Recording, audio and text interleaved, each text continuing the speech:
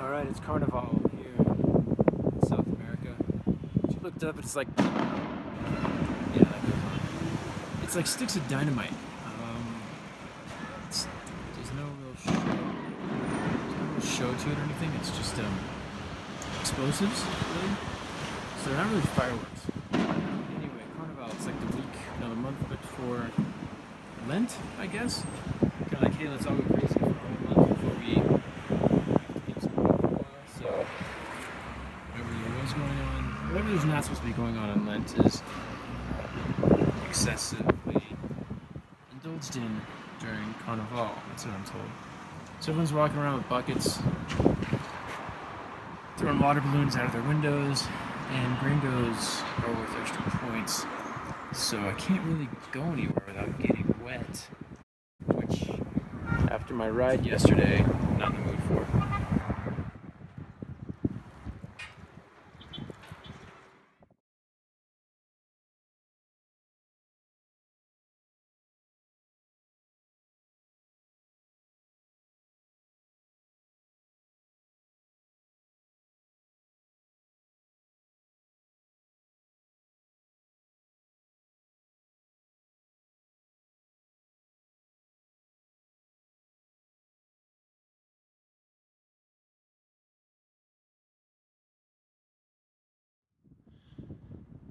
This is it. This is the top of a mountain range of some kind, and I'm actually surrounded by even higher mountains. You can see out here.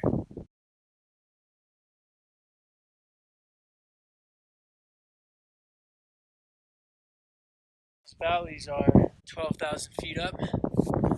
So here in the other direction, I'm being level with the clouds.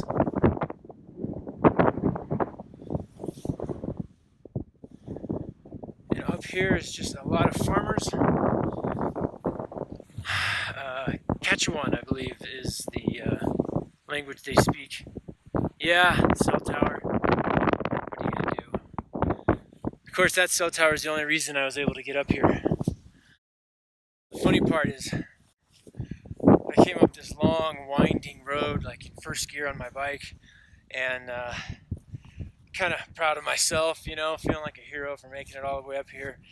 And then I see a Toyota Corolla coming down the mountain. Oh, so everyone up here seems to drive hatchback Corollas. I don't know if it's some kind of government program or if Toyota has a factory here in Peru, but they all got these Toyota Corolla wagons. They're up here at the top of this mountain range, miles up this road that I just can't believe it, because it's not really a road.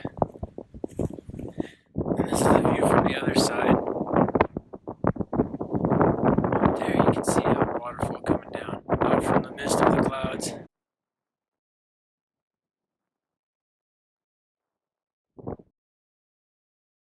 Of course, there's the bike. But once again, the feeling up here is just amazing. There's something about the way that everyone here can support themselves. They've got their farming, they've got their animals, they've got structures that they live in or use for other things, and it's all fine. It all works.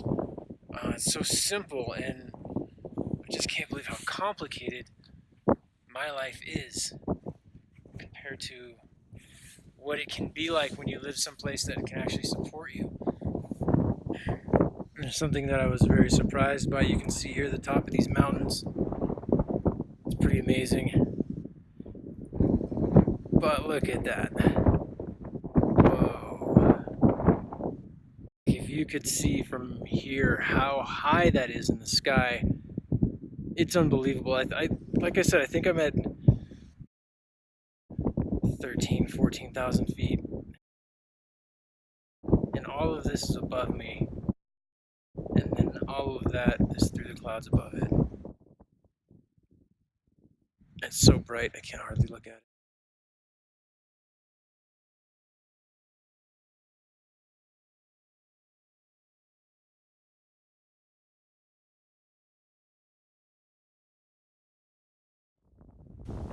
Right now I have the resources to live an adventurous and exciting life for a finite amount of time.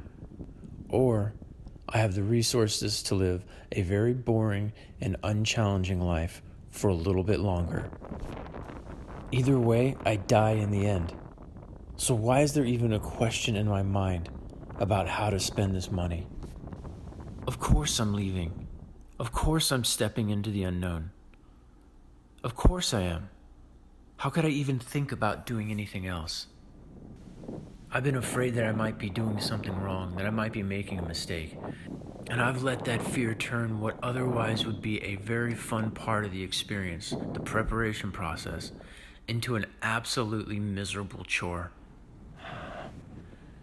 If my life were a movie, this would be the preparation montage. The running around, seeing friends and family for the last time before I leave, buying things, packing, trying things out, figuring out what works. And yet somehow I've allowed myself to be overwhelmed with the anxiety and the fear of the unknown. I've allowed myself to be miserable in the middle of something that other people dream about. I could be embracing this right now. I want to let myself be excited about this. I want to embrace this process. I want to embrace the uncertainty. And yes, it's probably going to be difficult. And there's going to be some unexpected things that happen. And yes, I'm going to spend money. And some of that money is going to be wasted. That's where I really get hung up. I need to let that go. I need to accept that there's a certain percentage of the money that I spend is just going to be wasted. Let's say 20%. 20% of the money I spend is going to be because I'm underprepared, or I'm being overcharged, or I'm buying something I thought I needed but don't need. I need to be okay with that. I'm going to make mistakes. I'm going to make more mistakes than if I just sit at home doing nothing. Because I'm going to be participating in the unknown. Of course I'm going to make mistakes. It's new territory. There has to be grace for that. But there's no bigger mistake than wasting my life doing nothing. This is a learning process. I need to not get hung up on efficiency, making sure that everything is perfect, everything is optimal. Can't do that. That's such a huge waste of energy. Go with the 80-20 rule. Let it be enough. Get it 80% right. But getting that last 20% right just takes way too much work. It's not worth it. It's such a waste of time. This means letting go of sacred cows. I don't care if I've invested a bunch of time or a bunch of money into something. If it's holding me back, it's gotta go.